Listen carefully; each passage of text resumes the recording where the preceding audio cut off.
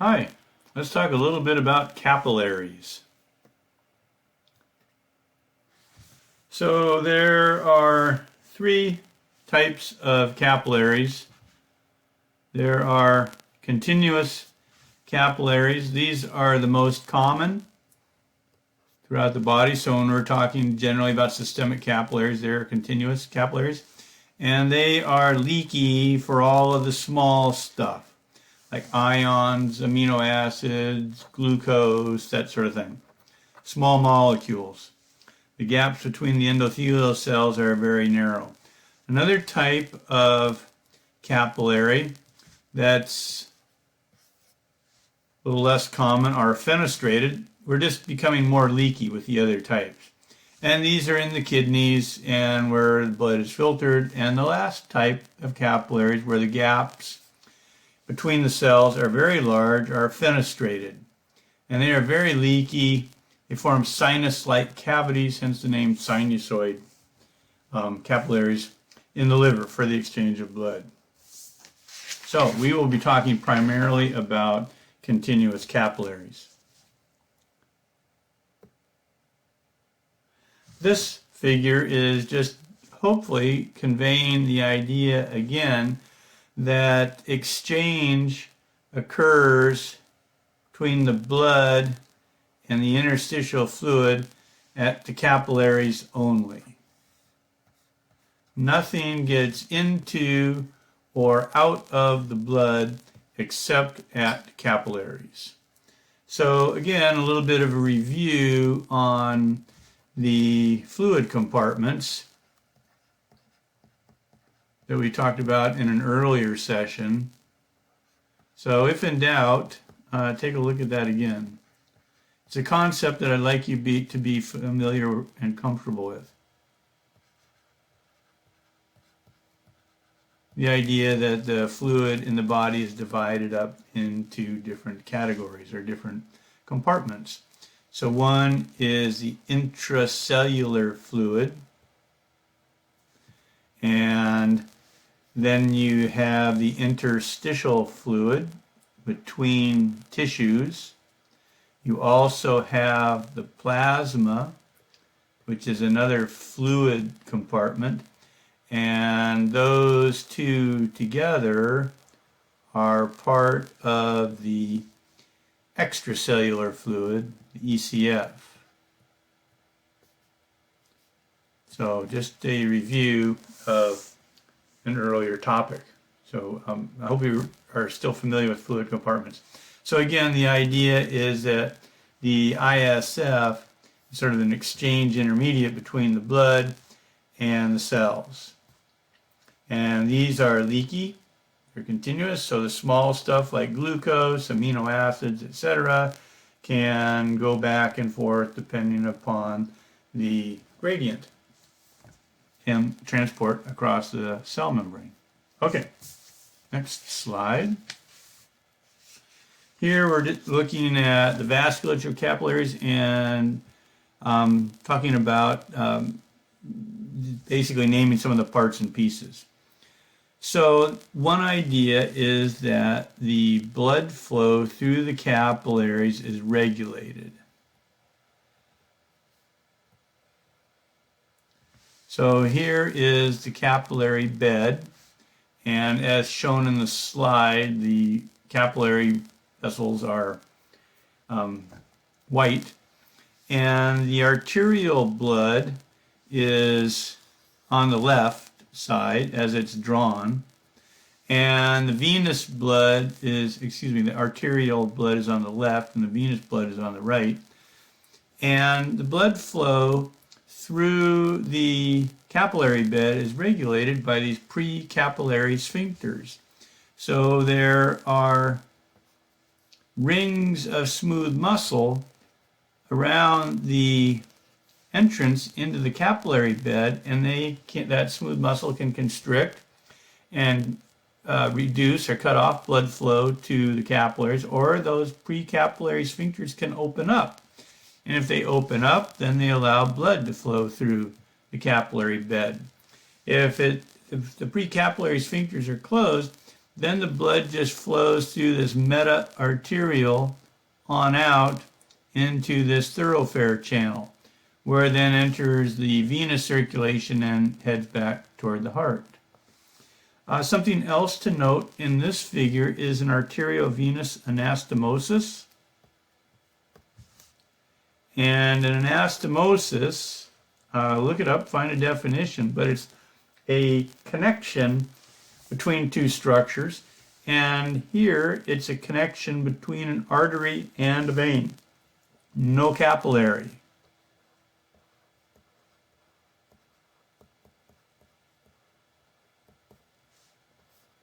And those are often found in the skin. So if you're not sending blood through the capillary bed, much of the blood can then be diverted from the artery through the anastomosis into the vein. So that's an arteriovenous anastomosis. You can also have venous anastomosis, like you see with the veins on the back of your hand, where multiple veins just merge together. Same thing can occur with arteries. So this is some practical implications of regulating blood flow through the capillaries. One is for thermal regulation. This should be familiar. We talked about this earlier, I think, with tissues in ANP1. So the idea should be familiar to you. If you're too hot and you need to dissipate heat from the core, the blood vessels dilate and you have increased blood flow to the capillaries of the skin. So the blood would flow out into these capillaries and you would radiate heat away from the surface of the body. And then when you mix sweat on the surface of the skin, you get an evaporative cooling effect to accelerate heat loss. Conversely, if too cold, the blood vessels constrict. The precapillary sphincters close off and you don't send blood to the skin. You route it through the thoroughfare channel, you route it through these arteriovenous anastomoses, and you basically avoid the skin or the area that's too cold. And that conserves heat. That's why your fingers and toes get cold first. The blood flow to those is restricted.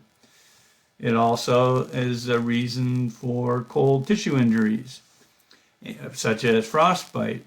Another type of tissue injury is with this prolonged vasoconstriction of blood through the capillaries, the tissues around the capillaries become ischemic because it's the blood that carries the oxygen to them.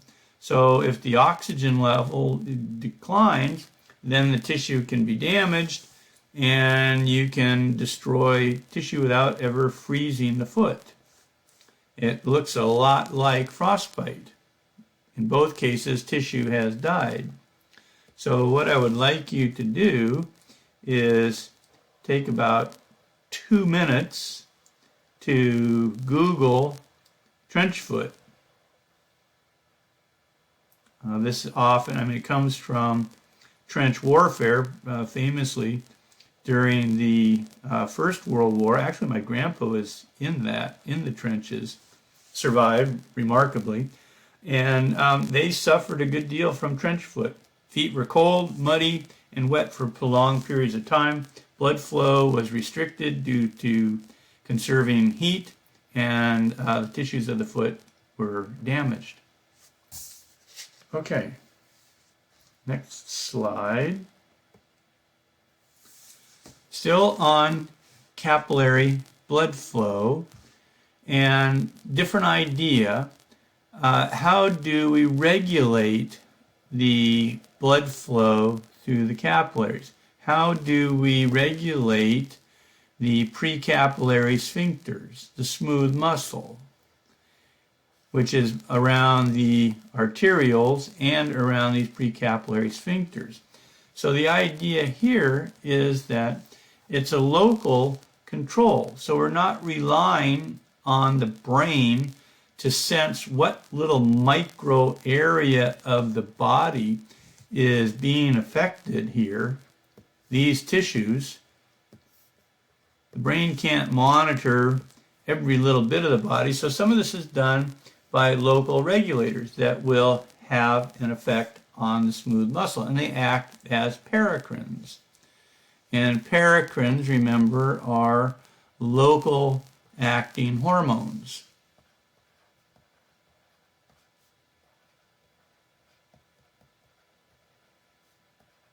So they don't circulate widely, they have an effect locally. And some of these paracrines, for example, are oxygen and carbon dioxide. So when we're talking about local vasodilators, we are not talking about systemic vasodilators. So locally, little area in the toe or the foot, if this dilates or constricts, it's not going to have an effect on the systemic blood pressure. It's only going to have an effect on blood flow to this local area. So what causes the blood flow? What are some of these chemicals that can cause the blood flow to increase? Well, if we have an increase in CO2,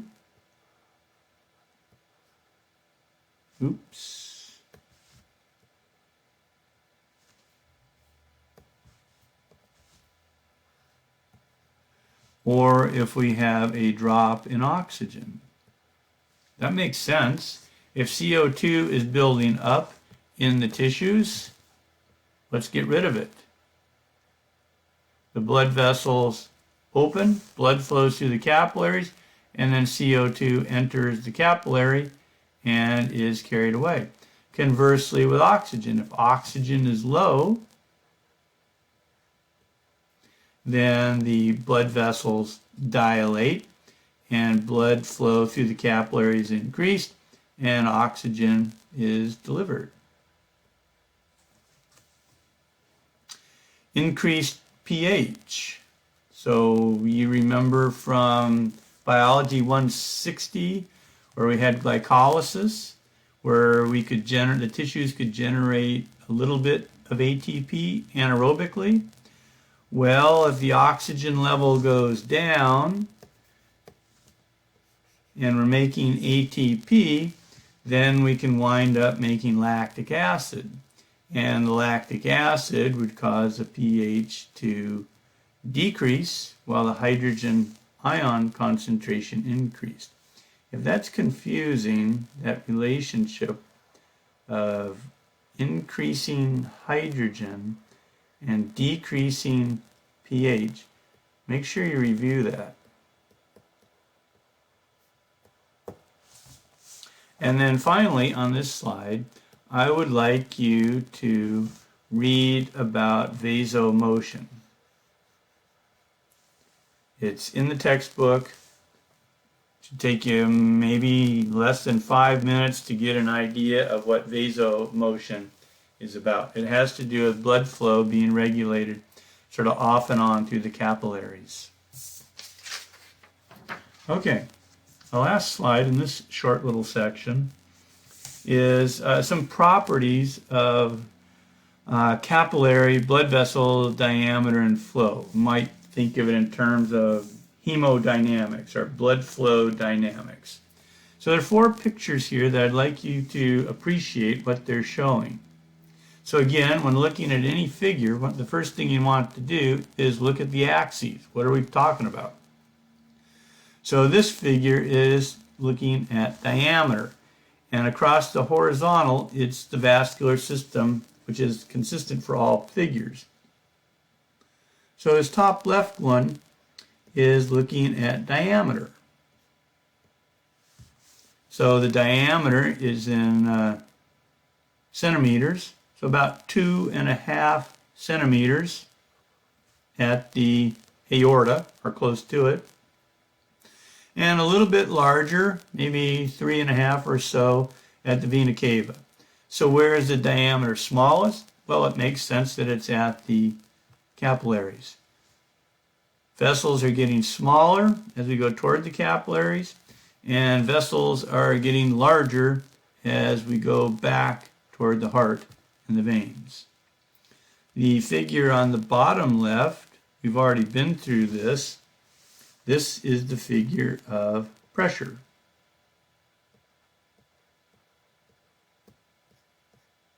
And we've looked at this as a pressure gradient, where it's high, close to the heart, and it's low in the vena cava, returning to the heart.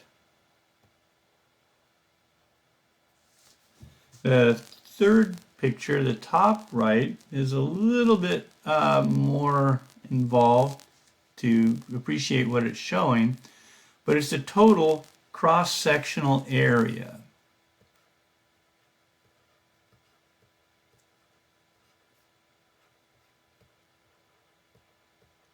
Cross-sectional area. So the total is referring to all of the blood vessels of that type. And the cross-sectional area, what we're talking about is if you take the blood vessel and you look at it in cross-section and you measure the area, you could calculate how many square centimeters there are, how many square inches if you prefer, and that's the area. And I'm not going to ask you to do this, but if you remember the formula that area equals pi r squared, that's great. But that just gives you the area. That's what we're talking about for this part. So all this is the area of discussion. So it's, I don't know, it's that amount, let's say at the artery. And as you have more and more capillaries, or more and more arterioles, and finally lots of capillaries, the total cross-sectional area becomes enormous in comparison. So what we have going on here with the capillaries is lots and lots of microscopic capillaries. Each one has a very small total, or has a very small cross-sectional area. You could divide it up. I should have drawn the circles a little bit bigger so that you could see them trying to draw in little squares. But you get the idea. You add all of that together, that's the total of all of those, and you're at the peak of the curve. So the total cross-sectional area of all the capillaries is quite large. Related to that is the bottom right figure, where this is showing velocity of the blood, speed.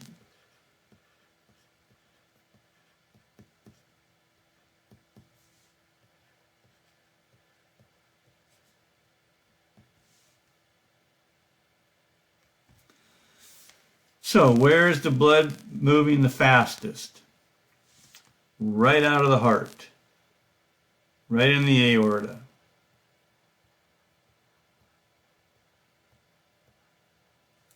By the time it returns to the heart, it's moving about half the speed as before.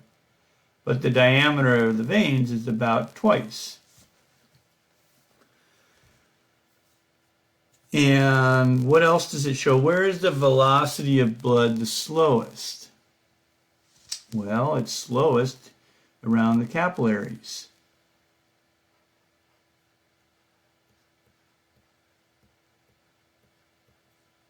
What's the advantage of that? Well, a large advantage of that, blood moving slowly, is that it gives time for exchange, for oxygen to leave, for glucose to leave, for carbon dioxide to enter, for wastes to enter, to have that exchange between the interstitial fluid and the blood. So it slows down at the capillaries to do the exchange and then speeds back up. And that's all I wanted to do for basics of capillaries. The next section we'll talk about is capillary exchange, filtration, and osmosis. We'll see you then.